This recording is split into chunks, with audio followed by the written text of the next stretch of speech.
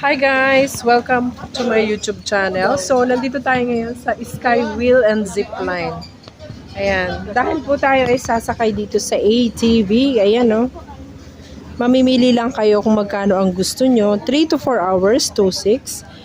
2 to 3 hours, 2,200. 2 to 2.5 hours, 2,000.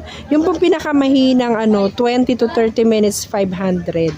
So ngayon, dahil ang mayon po ay medyo nag-uusok. So dito lang tayo sa trail na mas maiksi. Dito lang tayo sa 20 to 30 minutes. Ayan, nag-uusap-usap po kami kung ano yung pipiliin namin. So ayan po. Sinong sasakay? Si Mito, sasakay si Mito, si Ate Kay, si Haning, si Mila, saka si Ate Malin. Dali na.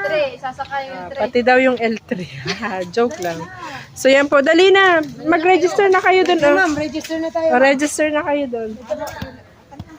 Lakad na.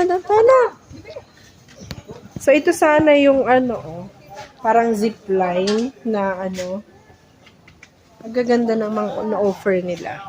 Hoy, parto na kayo. So, ang una natin gagawin, magpaparegister tayo.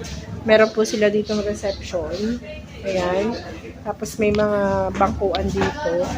Tapos may mga harness. Ayan. May helmet.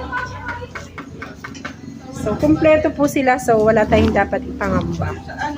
Ayan. Bawat isa pa. Oo. Ikaw. So, ayan. Thank you for watching. Follow for more.